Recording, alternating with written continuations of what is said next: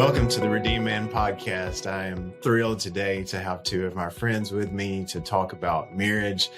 Today I have Steve and Barb Schrader. Steve has been with AstraZeneca before as an employee and then moved on to pastoring and just has such a pastor's heart and has led a local nonprofit for the last few years. And his wife, Barb, is an educator and just a phenomenal lady who invests in other ladies, just doing a great job, always serving, always caring for a church. And just so glad to have you guys on the show. Welcome. It's a real privilege to be here, Nate, and just appreciate your powerful ministry and for us to spend a few minutes with you today, sharing maybe the craziness and what God's shown us is a real thrill. Awesome. Well, we start most of our episodes with one question, and that question that we start out with is, what does redemption mean to you? Obviously, we all have probably a theological definition, but I think for each of us, there's a personal definition of redemption. And so I'd love to hear a little bit of what redemption means for each of you. Yeah, no question. I would definitely say, obviously, I have to think of the sacrifice of Christ's blood and the forgiveness of my sins and that opportunity. I think the biggest thing for me is that redemption gives me, Nate, the opportunity to have a relationship with my Heavenly Father, a relationship that wouldn't be there if it hadn't been for that powerful redemption. Awesome. Yeah, and redemption to me means that I thank God every day for dying on the cross for me, and He forgives me every day because every day I'm a sinner. And I am just so thankful that He did die on the cross for me and He can forgive me. Amen. Thank you guys for sharing that. It's so good to always reflect on Christ's redemption of our lives and what it means for us personally. So I'd love to hear, I know a little bit of your story, but I would love for our listeners to hear more about your background, your upbringing, and then a little bit about how you guys met and your love story. Okay. Well, I'll let Barb tell a little bit about our family and how we met, and then we'll jump in back and forth. Okay. We met, we were 21, 22 years old, and we were not the typical Christian meeting. Actually, we met it was called it's a loop. It's a bar loop. So we actually were one of the few Christians that met in a bar. And love it. Yes. And when we have to give our testimony, sometimes it's like, I don't know where this is going to go over. But you have to be truthful where you met, right? That's right. It's all part of your story. That's right. So we've made it part of our story. We're very honest. And like Steve said, we've been married 35 years. And I grew up as a Catholic, very strong Catholic, went to Catholic school for 12 years. My family is a lot of them are still Catholic. Fast forward, we have two beautiful daughters. Stephanie, she lives in Washington, D.C., and she's married to her husband, Shane. And my daughter, Hannah, actually lives outside of Nashville, Tennessee, and she's engaged to her fiance, Jan. So do you want to go? Yeah, I think the neat thing, Nate, we've shared a little bit of this in times of prayer and just getting to know each other. God has... We asked you talk a little bit about some obstacles, and it feels like God has we started out as an obstacle, because of the Catholic upbringing and a very strong Pentecostal family.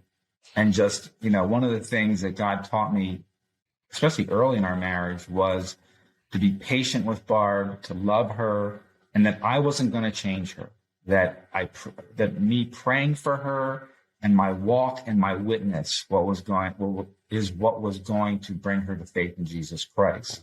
So that's exactly what happened. Within months of our marriage, with a lot of the odds stacked against us, we were going to both Catholic church on Saturday night and my church on Sunday and trying to balance things out with our family. And God just opened up this miracle, and Barb gave her heart to the Lord.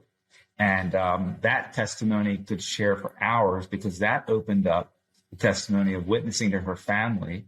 And every one of her father, her stepmother, her sister, all strong Roman Catholics, all gave their heart to the Lord before they passed away. So even in early, you see these seeds that have come flourished years later. That's two very different backgrounds. A very liturgical church and a very free church. So I definitely know those two services were very different from Saturday night to Sunday morning. They sure were. Yes, they were. Yeah.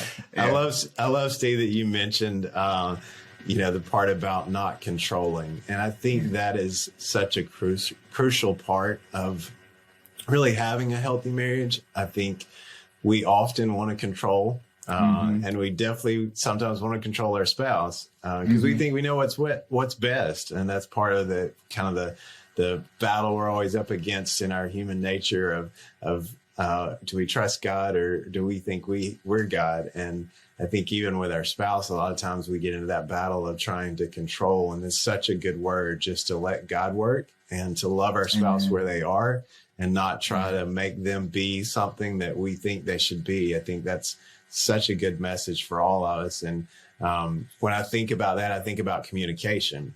And I think that's one of the big challenges that people face in marriage. And I love to hear about how you guys, some of the skills that you've learned to develop over the years. And I'm also sure that it's probably changed in certain seasons as well. Yeah.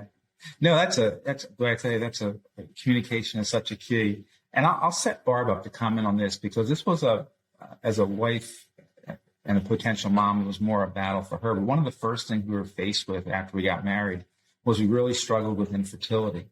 And we were caught in this amazing group of church couples that were our age, and everybody's having kids, and we're teaching the couples class, and things are just taking off. We're serving as a deacon, and Barb's with the children. And I remember being so frustrated that all of our friends were having kids, but we couldn't. Yeah. And that took a lot of communication. I know, Barb, that really hurt you. Right. It was hard because no matter what, you're happy for your friends or whatever, but inside as a woman, you're crushed.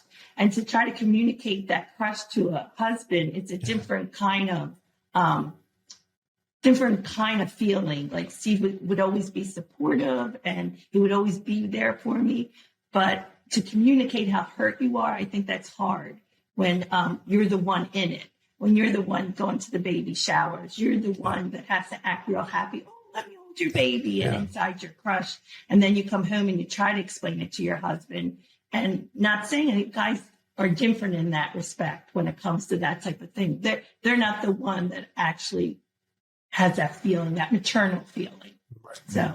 So I think for the specific communication piece was, again, not acting like I could fix it, not acting like the world was really okay, because it wasn't really okay. And Barb needed me to understand that the world was not okay, that people were having birthdays and showers, and it was just the two of us. So I think the skill was just not trying to fix it, listening, being supportive. And I think I used to catch myself saying this. I would say, I know how you feel. And that's so important. I did not know how she felt as a woman. I knew how I felt as a husband or father, potentially. So I think that was a big one. And then when I think about communication, Nate, probably the top of the mountain, if I could say it that way, was when we, after 23 years, left the pharmaceutical industry. And we had a great life, a great job. The girls were young. Barb didn't have to work. We were eyeing all these public schools or private schools for them.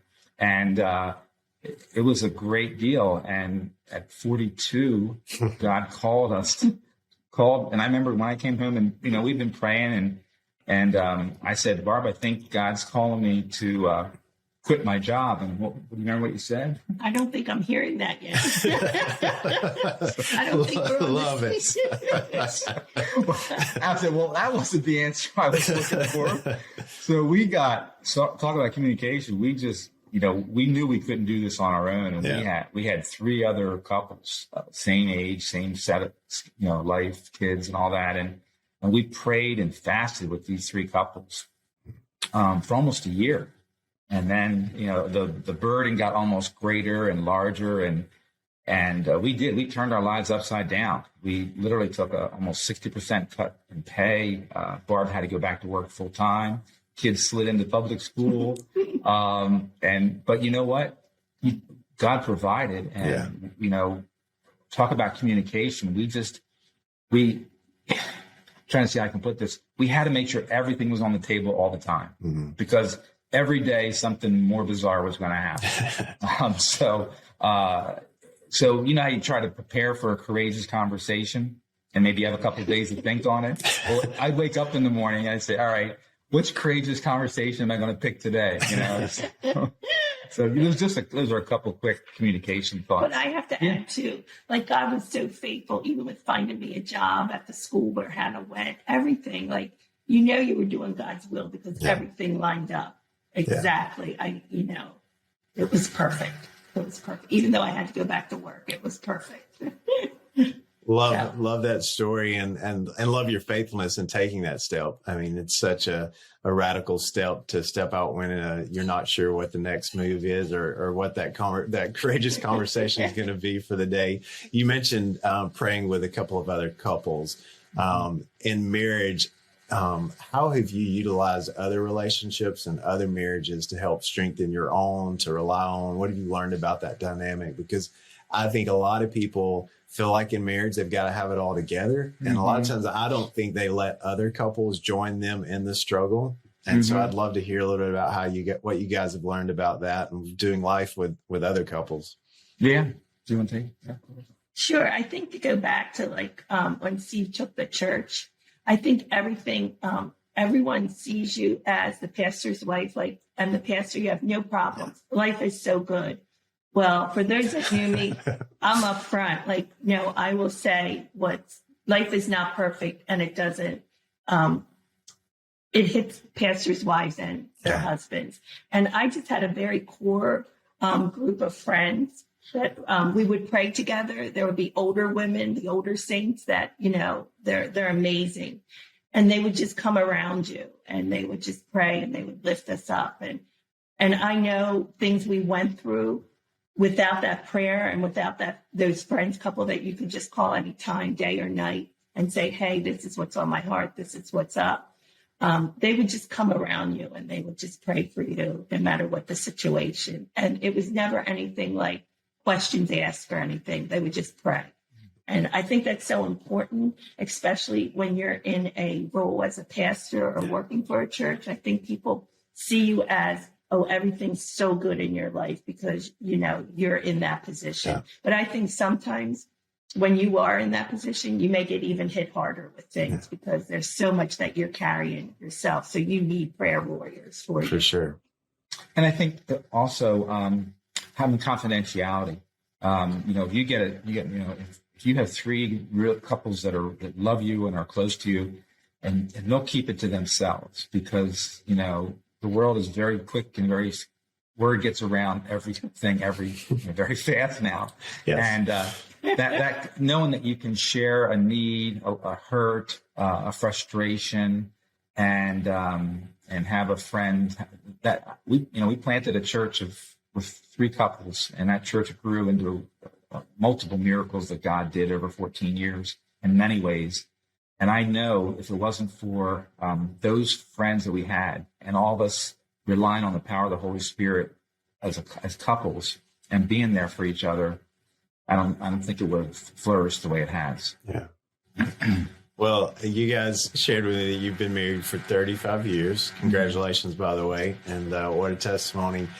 But you're empty nesters. So everybody talks about that adjustment and what that's like. Obviously, I have 3 kids at home, so I am not in that space. But what would you share? What's it been like for you guys adjusting to that season of being empty nesters? My parents loved it, so I'm anxious to hear what you guys have to say.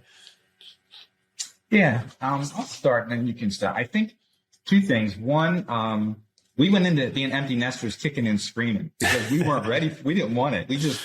Our girls were so much fun. We've done everything together. And I think when it first hit us, it felt like we were on vacation. But then nobody came back. and then it just started to, you started getting new routines and we started spending more time together. But what was tricky about it, what I would warn potential empty nesters is when they come back, be ready for an adjustment and this was on me. when I was, I guess because I had more energy and more focus, Barb, I just made a bigger deal about Barb when it was just her and I. It's just human nature for a dad, especially a dad with two daughters. So when they came back, I caught myself going back to the world revolving around them. Now, it wasn't revolving around their practices and their sports and their school and their friends, but I kind of felt like I had honestly turned away from Barb when our daughter, then at one point they were both back for a short period of time. And I'm like, oh, it's business as usual. And I remember apologizing to Barb because I felt like we had built something over a year or two. And then because schools changed, semesters changed, I'd kind of flipped back and let her down a little bit. My take on that is I love when my kids come home. They can come home anytime they want and stay here. I do enjoy the time for just me and Steve. It's nice. But I am a mom. And I think as a mom, you miss your kids. Even now when I leave them and I go visit, I cry halfway home. Or they're here, I cry when they leave. So I just think it's that maternal instinct. But Steve and I are having a great time. It's just, they're your kids for life. I think the empty nest time also, Nate, is probably, if you flash back, the time of growth is huge in the beginning. And it's growth, it's stumbling, it's falling down, it's getting back up. And then there's that adjustment. It always seems like when you have the second child, it's so much different than having one. That's a big period of growth. But the empty nest time is phenomenal. It's the greatest time to re-engage. Remember how much you love each other, because everything for 20 years has been built around the family. So it is a phenomenal time. It's probably, in my mind, the time of the most transformation in our marriage, because you're almost rekindling either the love that was there, or in many cases, I think you're rekindling a new love because you're maybe 30 years older and you've gone through those seasons where your parents have possibly gone on to be with the Lord, perhaps lost a family member, and you realize you have the energy, you have the passion. I think you really see people get even more engaged in ministry during these times, because you're at a season where you've learned a lot. And but it is the other thing I'd be careful when they come back, because it's kind of confusing. I'm sure I was on the other side of that, coming back after divorce, moving in with my parents, and bringing 3 kids as well. So I know for them, there was quite the adjustment of what that looked like and how to help me back in the home as an adult and with 3 children. And so bless you guys in this season of adjustment. But you guys both serve in so many ways. And really, I think that's something that's encouraging for me, is that you realize your life is not over. You're just beginning in a new phase. And then, it probably will not be long and there'll be grandkids, and then you enter a whole nother phase. Exactly. So that's one of the fun things about marriage. I think it can be fresh. And if you like things to change, then just hang on, because it's going to change here in just a few days. Yeah, you're right. It doesn't stay the same. And as you guys talked about that, what are some of the things that you've done over the years to keep your marriage fresh? Do you have any kind of things that you do on a weekly, monthly, yearly basis? Or obviously, I know, again, those things change over time, but what are some of, especially during those seasons where you're really busy with ministry and the girls, how did you stay on top of caring for your home and your marriage? I think it sounds, you read it all the time, but we definitely did make sure we went out just the 2 of us once a week. We were blessed back when we were in the Northeast, especially, with a tremendous group of friends. And then when we moved to Georgia for the last 3 or 4 years, it's been a little easier to get out just the 2 of us. But I think that's very important. I think giving each other space. We don't have the exact same hobbies. We don't always like the exact same television programs. Most of mine revolve around some kind of ball and throwing and catching, and Barb likes game shows, and I find that, so I can't take that. So I give in, Nate, and I sit there and I play my games on my phone. So Barb, I have to interrupt Steve, because I have to know what's your favorite game show. I know, I love them all, but I love $100,000 Pyramid. Okay. I'm sorry. I like all the hype. I'm a hype person. I am. Yeah. So I just like all the hype. And Price is Right. Okay. Yeah. I just find that painful.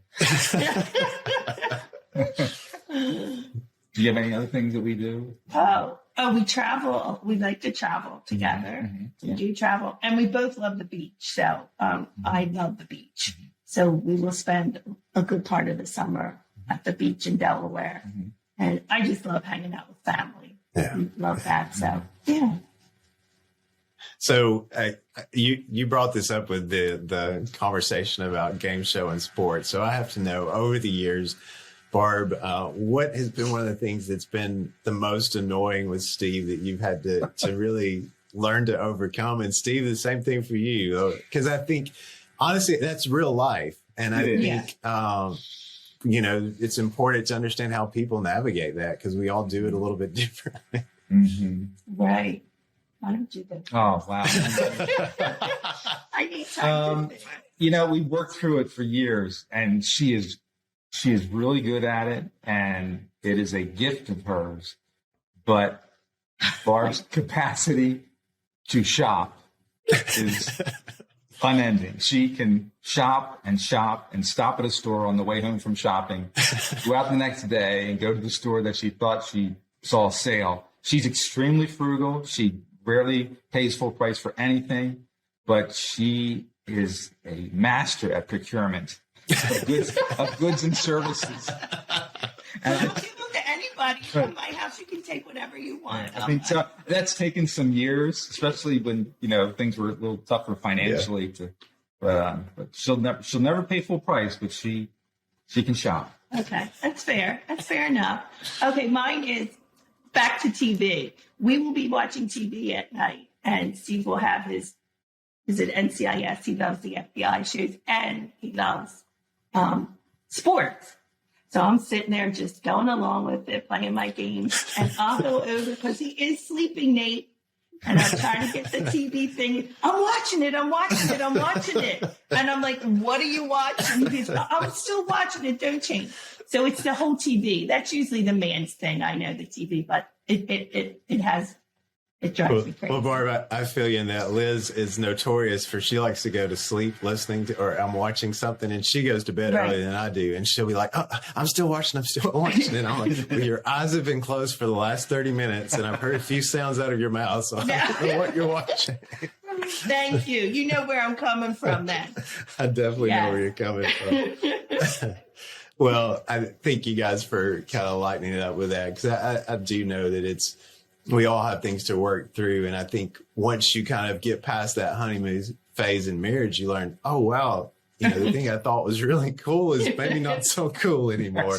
Right. And so you're learning how to navigate that, and but just seeing how you guys love each other, and you learn really to embrace they're a different person. They have their own interests, and we're one, and we're growing together, but we're never probably going to agree on certain things. Liz, as much as she tries on a Friday night, she's ready to go to bed, and I'm ready to stay up and have a good time. So definitely very different in our personalities. And as you guys talk about that, you mentioned earlier season of infertility. Would you say that was one of the harder seasons of your marriage, or was there a season that you walked through that was extremely difficult, and how did you navigate that? Yeah. The infertility was definitely probably my top 2 or 3. Mm-hmm. The other one is my sister passed away 6 years ago, and we were like one and the same person. Yeah. She had the other part of my heart, and that was a different kind of hurt than infertility. Still to this day, if I talk about her, I'll get teared up.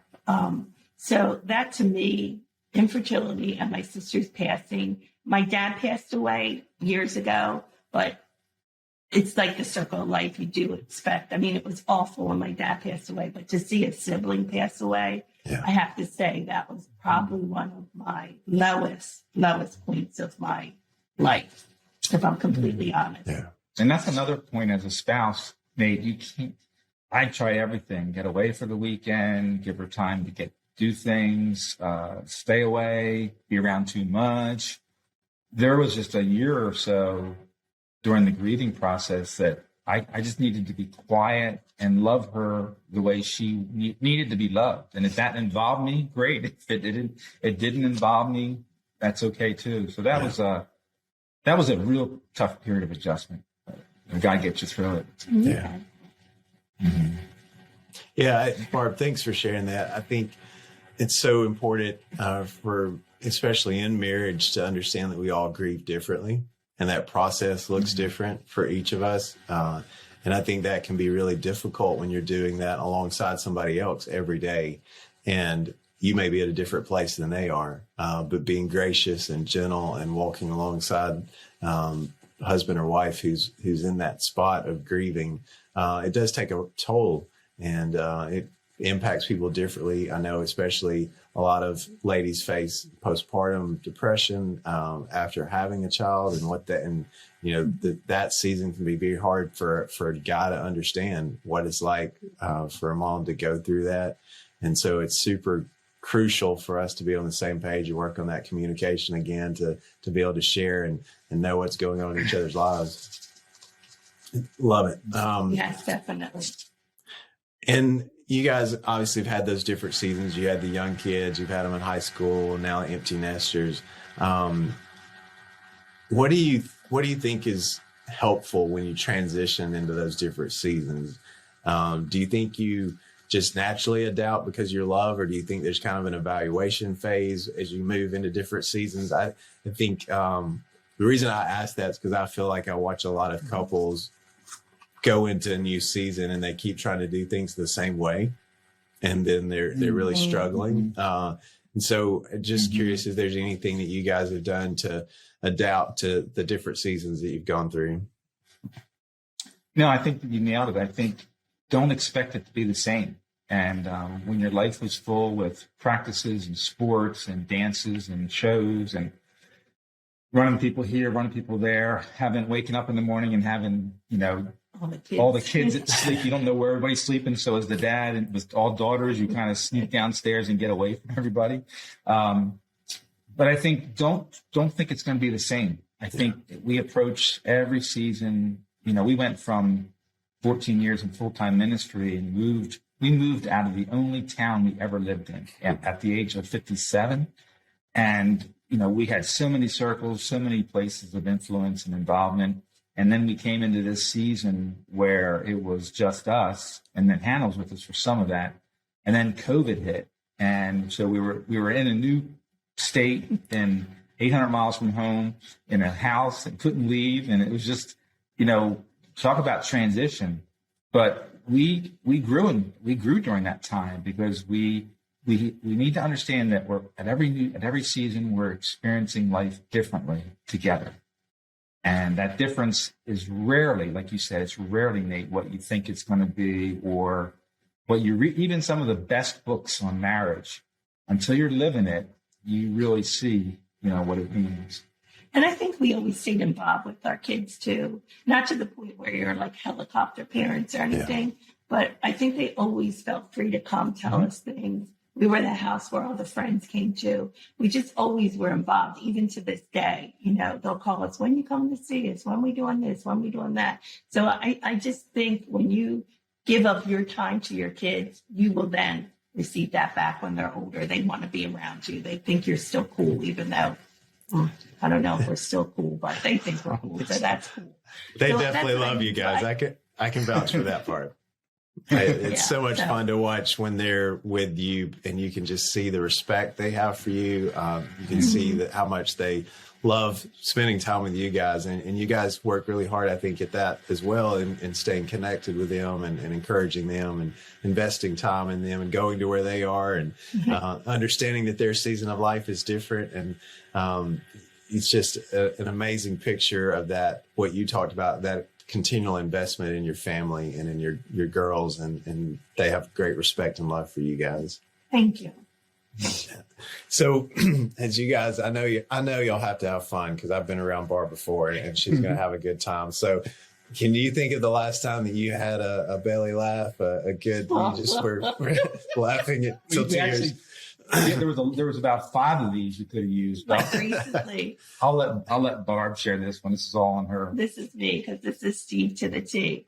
Okay, we were on a plane, and Steve always has to have the aisle seat. Always has to, and it doesn't matter. I'm in the middle. There could be. It doesn't matter how large the person is next to me. I'm in the middle. So anyway, we get on the plane, and for some reason, we had 2 different seats. We weren't together. So I sit in my seat. I said, "Oh, this is my seat." He goes, "No, that's not your seat." I said, "Yes, it's my seat." So I sat there, and he kept going back. And I look back, and he's in a middle seat, right? So he is like going, and I would not even turn around, right? And he's like, Barb. And I'm like, I said to the stewardess, "I don't know that gentleman. I don't know what he wants." But so I turned around, and he's like, "Change seats." And I'm like, "I don't know you. I don't know." The guy next to me was a pilot, and he was on the aisle. Once he saw that was Barb, he was like, "I'll change seats with her so she can sit with you." So I'm trying to get her to come back, and she won't come back. I don't know what and he is dying. And he goes, "Wait." And the best part is, Nate, he's like, "I can't sleep when I'm in the middle. I just need to take a nap." The plane didn't even take off, and he's like this. I'm like, "Buddy," and we were dying. Like, yeah, the guy next to me says, "I can see she really wants to." She says, "I can see you guys are really close, aren't you?" So we have fun. We do have fun. So. That's awesome because I think it's crucial. I mean, laughter's good medicine for the soul, and it's important in marriage to find those moments of laughter and create those. And if we're not careful, we get in the business of planning life and taking kids here and doing this, and we miss the fun of doing life with our spouse and our teammate. And so love you guys sharing that memory. And I would love to hear the other 4. As you think about, especially men, because that's our primary audience, but just single people in general, what would you share with them as they're longing for that season of meeting the right person and getting married? And then even those who today wonder, is it worth it? Is it really worth investing and taking this step to get marriage has kind of gone to the wayside in a lot of people in our culture, that it's not that important and not even something that a lot of people want to take this step to. What would you say to a young man or young lady that's in that position? Yeah, it's interesting, Nate. It's not, as you know, it's young men, but it's also, middle-aged and young, divorced friends. It was weird when we were, it was a coincidence, like it's not weird, but when we were in ministry full time, I remember going through a season maybe 5-6 years ago where I'm looking around and I'm feeling like almost half of my friends that weren't that much younger than me were single again. Yeah. They were either divorced or separated, and it just got to be really awkward, to be honest with you, because we really couldn't hang out like we used to because everything changed. I would encourage them, young or old, to really, especially let me start with the folks that were divorced. Don't try to replace what you thought you had. Understand that God wants to do a new thing. Yeah. And don't think don't look for what you think you deserve. Or don't look for that spouse that's everything you thought your first wife or first husband, regardless, was. Look for someone that God brings you together with, but really look for someone that you have fun with, and someone that you can laugh at each other, and someone that you just enjoy doing life. It's important to be obviously important to be grounded spiritually, but I think you just got to really have fun and laugh at each other and enjoy being with them. Don't try to replace who you had or what you think you deserve. Just find somebody that you can really have a good time and relax and be yourself. I think that's so important. Well, thank you for speaking to that. Yeah, and the young guys, the same thing. With our daughters, I remember praying for when they were babies. I was praying for the young man that would find them, and for younger men as well. I would say, be in prayer, be on your knees. Just God knows your desires. Yeah. Mm-hmm. And I always told my girls, as a girl's mom, I always remember telling them that don't settle. just because all your friends are getting married or whatever, please don't settle, because I'd rather you be in the Lord's will and follow him and be single and be happy than be in a relationship that you are going to regret for the rest of your life, because you are getting married under God. So I always used to tell him that don't settle and be able to take care of yourself. So those were my words to my girls. So such a good reminder about not settling. I think it's, we tend to compare what other people and their experience and what's happening in their life, but God has a different story for each of us. And part of that's leaning in and trusting him and having faith that he's going to do what he says he's going to do. And that if it's a desire on our heart, that he's going to bring that person into our life and sustain us until we meet him. And could not agree more with that statement.